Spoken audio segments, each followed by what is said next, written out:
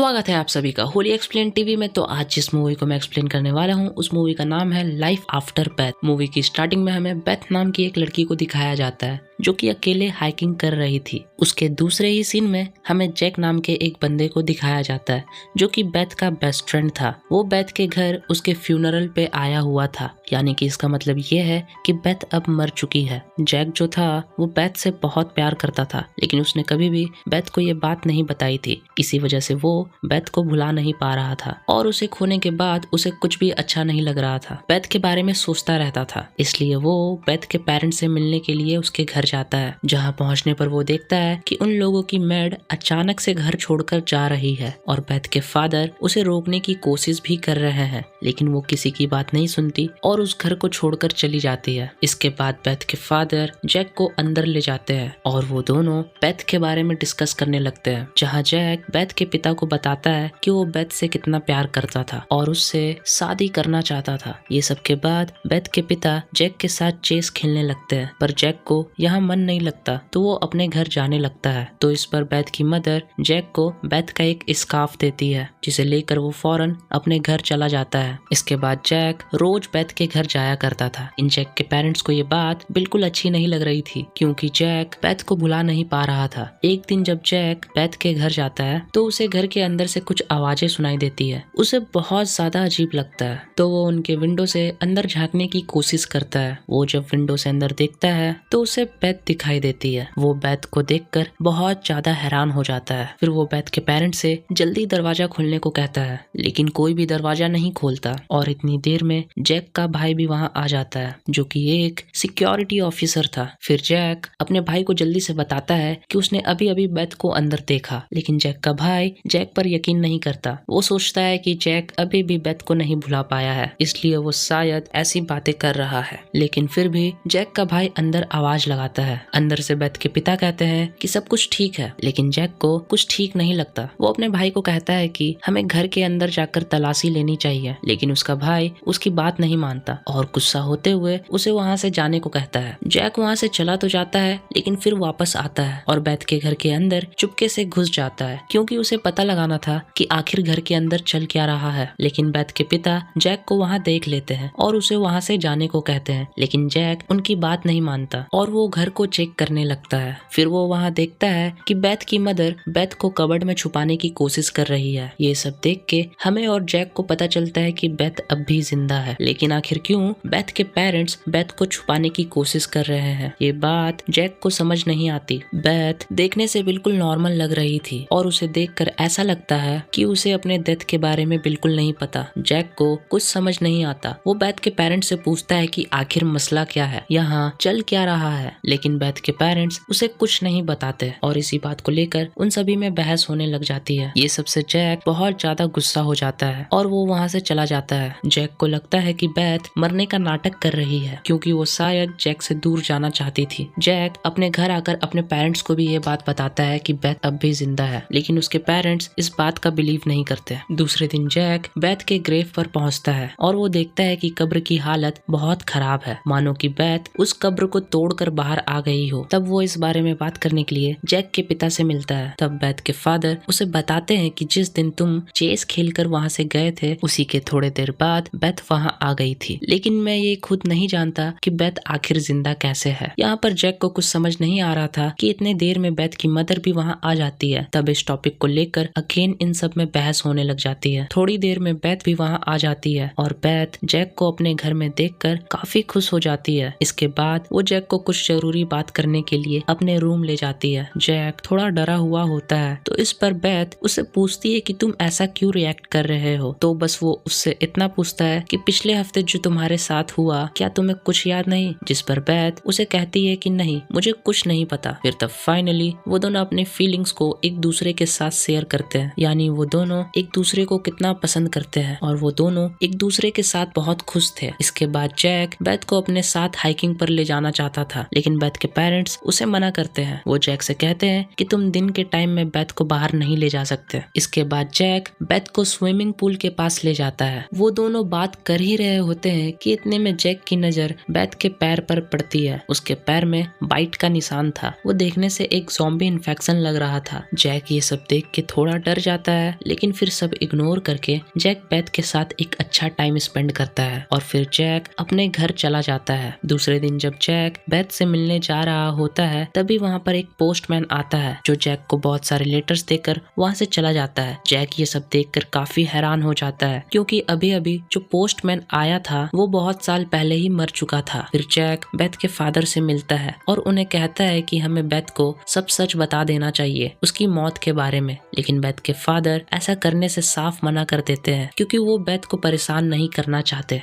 तभी वहाँ बेथ आकर जैक को हाइकिंग पर चलने को कहती है। ये बात सुन के बेथ के फादर दिन के टाइम में बाहर जाने से मना करते हैं, लेकिन जैक और बेथ दोनों उनकी बात सुने बगैर एक पार्क में चले जाते हैं। वो दोनों एक दूसरे के साथ काफी अच्छा टाइम स्पेंड करते हैं, लेकिन तभी अचानक से बेथ के फेस में अजीब तरीके का निशान बनने लगता है। फिर इसके बाद वो दोनों घर जाते हैं, तब बेथ के फादर बेथ के चेहरे में वो बना हुआ निशान देख लेते हैं, इसलिए वो जैक पर गुस्सा करने लगते हैं क्योंकि जैक ने उनकी बात नहीं मानी थी। जैक फिर से बेथ के फादर को कहता है कि हमें बेथ को सब सच बता देना चाहिए, तो इस बात को लेकर उन सभी में बहस हो जाती है और बेथ के फादर जैक को वहाँ से जाने को कहते हैं और उससे ये भी कहते हैं कि तुम बेथ से दूर रहना, लेकिन जैक उनकी कोई भी बात नहीं मानता। वो अगले दिन चुपके से जैक से मिलने आ जाता है। फिर वो बेथ को सरप्राइज देने के लिए उसे बीच पर ले जाता है, जहाँ पर जैक बेथ के लिए गिटार बजाता है और गाना गाता है और अचानक से बेथ का मूड चेंज हो जाता है क्योंकि उसे जैक का गाना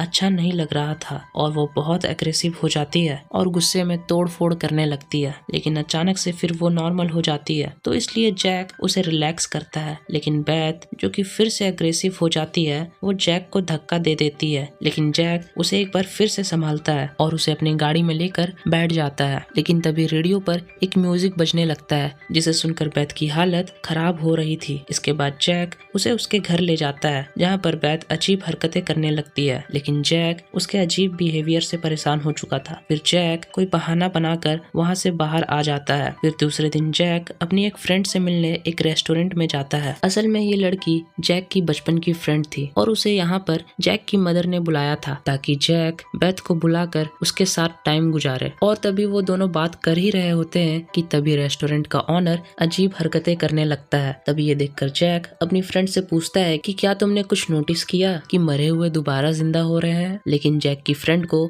उसकी ये बात समझ नहीं आती। इसके बाद जैक वहाँ से गाड़ी लेकर जा ही रहा होता है, तब उसकी गाड़ी के सामने बेथ आ जाती है, जिसकी वजह से जैक की गाड़ी उस पर चढ़ जाती है। तब ये देखकर जैक जल्दी से उसे गाड़ी के नीचे से निकालता है, लेकिन गाड़ी के ऊपर चढ़ने के बावजूद भी बेथ को अभी तक कुछ नहीं हुआ। फिर इसके बाद बेथ जैक से बात करने लगती है, तो इतनी देर में जैक की वो फीमेल फ्रेंड भी वहाँ आ जाती है, जिसे देखकर बेथ को पता चलता है कि जैक किसी और लड़की के साथ घूम रहा है। इसलिए बेथ गुस्सा करने लगती है, जिस पर जैक बेथ को समझाता है कि देखो ऐसी कोई बात नहीं है, वो सिर्फ मेरी एक बचपन की फ्रेंड है। इसके बाद जैक अपने फीमेल फ्रेंड को बताता है कि ये बेथ है। तब ये सुनकर जैक की वो फीमेल फ्रेंड हैरान हो जाती है, क्योंकि उसे जैक की मदर ने बताया था कि बेथ तो मर चुकी है। फिर इसके बाद उन दोनों की बहस होने लग जाती है और यहाँ पर बेथ को रियलाइज होता है कि जैक उससे जरूर कुछ छुपा रहा है, इसलिए बेथ जैक से सब सच बताने को कहती है। तो इस पर जैक बेथ को उसके ग्रेव पर ले जाता है और वो उससे बताता है कि जब तुम हाइकिंग पर गई थी तब तुम्हें एक सांप ने काट लिया था, जिसकी वजह से तुम्हारी मौत हो गई थी, लेकिन अब तुम दोबारा जिंदा हो चुकी हो। बेथ ये सब बात सुन के काफी परेशान हो जाती है, क्योंकि मरे हुए इंसान का दोबारा जिंदा होना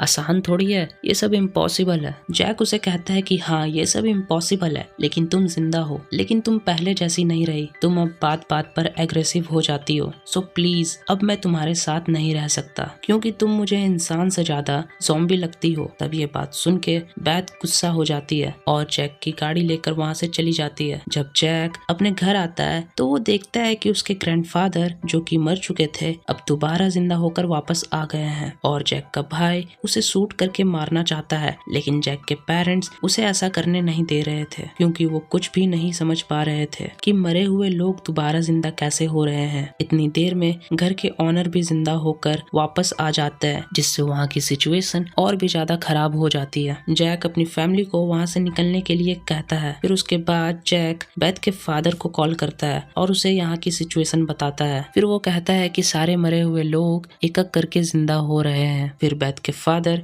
जैक को बुलाते हैं उससे बात करने के लिए। बेथ के फादर जैक को कहते हैं कि आखिर तुमने क्यों बेथ को सच बताया। वो कहते हैं कि तुम्हें बेथ को ये कहना होगा कि वो मरी नहीं है। तभी ये सब सुन के जैक कहता है कि ये सब जो हो रहा है ये सब आपकी मैड ने किया है और वही ये सब ठीक कर सकती है, इसलिए हमें उसके पास जाना चाहिए। लेकिन बेथ के फादर उसकी बात नहीं सुनते, जिस पर जैक उन्हें कहता है कि चलो ठीक है, मैं बेथ को ये कह दूंगा कि वो मरी नहीं थी, लेकिन आपको बदले में उस मैड का एड्रेस देना होगा। बेथ के फादर इस बात से एग्री करते हैं और जब वो दोनों बेथ से बात करने के लिए घर के अंदर आते हैं तो तब बेथ उनके सामने ही एक आदमी को मार देती है। तब ये देखकर जैक बहुत ज्यादा डर जाता है, तो इसलिए वो बेथ के पास जाकर उसे वो वाली बात बताने से मना कर देता है, क्योंकि बेथ अब पूरी तरीके से एग्रेसिव हो चुकी थी और वो वहाँ पर तोड़ फोड़ करने लगती है। इसके बाद जैक बेथ के फादर से मैड का एड्रेस लेकर किसी तरीके से वहाँ से निकल जाता है, लेकिन तभी बेथ भी उसकी गाड़ी में आकर बैठ जाती है। तो जैक को मजबूरन बेथ को भी अपने साथ ले जाना पड़ता है। एड्रेस पर पहुंचने के बाद जैक बेथ को गाड़ी में ही रुकने को कहता है और खुद वो बात करने के लिए अंदर जाता है, लेकिन उसे मैड वहाँ नहीं मिलती। लेकिन वहाँ जैक को उस मैड का कजन मिल जाता है जो उसे बताता है कि वो काफी टाइम पहले ही यहाँ से जा चुकी है और वो ये भी कहता है कि उसकी बहन का ज़ॉम्बी के साथ कोई लेना देना नहीं। वहाँ पर जैक को ये भी पता चलता है कि जिस दिन वो मैड घर छोड़कर जा रही थी उस दिन बेथ के फादर ने उसके साथ मिसबिहेव किया था, इसी वजह से वो मैड घर छोड़कर जा रही थी। इसके बाद जैक अपनी गाड़ी के पास आता है, लेकिन तभी वहाँ बेथ के फादर आ जाते हैं और वो बेथ को अपने साथ ले जाने लगते हैं। फिर जैक बेथ के फादर को रोकने की कोशिश करता है, लेकिन बेथ के फादर उसकी बात नहीं सुनते और उल्टा उसे ही मारकर बेहोश कर देते हैं। फिर वो जैक को वहीं छोड़कर बेथ को अपने साथ ले जाते हैं। नेक्स्ट मॉर्निंग जब बेथ की आंख खुलती है तो वो अपनी गाड़ी लेकर अपने घर पहुंचता है। वहाँ पर उसे अपने घर में एक ज़ॉम्बी दिखाई देता है जो कि जैक को देखकर वहाँ से भाग जाता है। तब यह देखकर जैक घबरा जाता है और अपनी फैमिली को ढूंढने लगता है, लेकिन तभी उसे एक जगह पर ढेर सारी डेड बॉडीज जली हुई मिलती है। तो जैक उन सभी डेड बॉडीज को देखकर बहुत ज्यादा दुखी हो जाता है, क्योंकि उसे ऐसा लगता है कि ज़ॉम्बीज ने उसके फैमिली को मार दिया। उसके बाद वो अपना सारा जरूरी सामान लेकर बेथ के घर पहुंचता है, जहाँ पर उसे बेथ के फादर की कार में बहुत सारा खून लगा मिलता है। उसके बाद जैक घर के अंदर जाता है, जहाँ पर वो बेथ और उसकी मदर को देखता है। बेथ की मदर बेथ को माइक्रोवेव में बांधकर अपना एक हाथ काटकर उसे खिला रही थी। तब ये देखकर जैक उसकी मदर के हाथ पर पट्टी करता है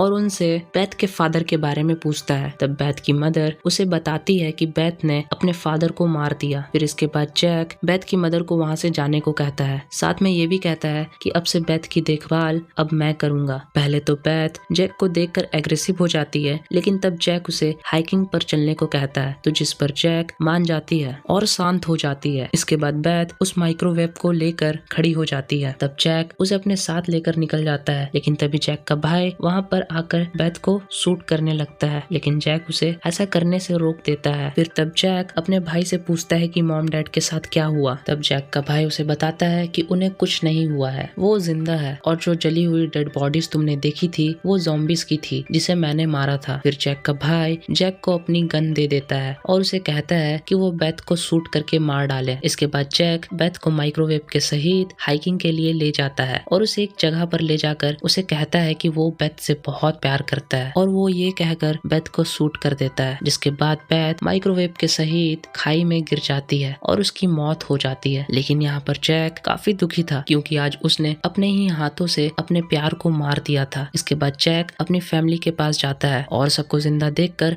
काफी खुश हो जाता है। उसके कुछ दिन बाद जैक बेथ और उसके फादर के ग्रेव के पास जाता है और उन्हें आखिरी गुड बाय कहकर वहाँ से चला जाता है और वो अपने उस फीमेल फ्रेंड के साथ वहाँ से चला जाता है। और एज अ ऑडियंस हमें यहाँ पता चलता है कि अब जैक अपनी फीमेल फ्रेंड के साथ रिलेशनशिप में आ चुका है और उसी के साथ ये मूवी अब यहाँ पर खत्म होती है। मूवी अगर अच्छी लगी है तो वीडियो को एक लाइक करे और चैनल पर नए हैं तो उसे सब्सक्राइब करे। फिर मिलते हैं और भी ऐसे ही मूवीज के साथ, तब तक के लिए बाय बाय।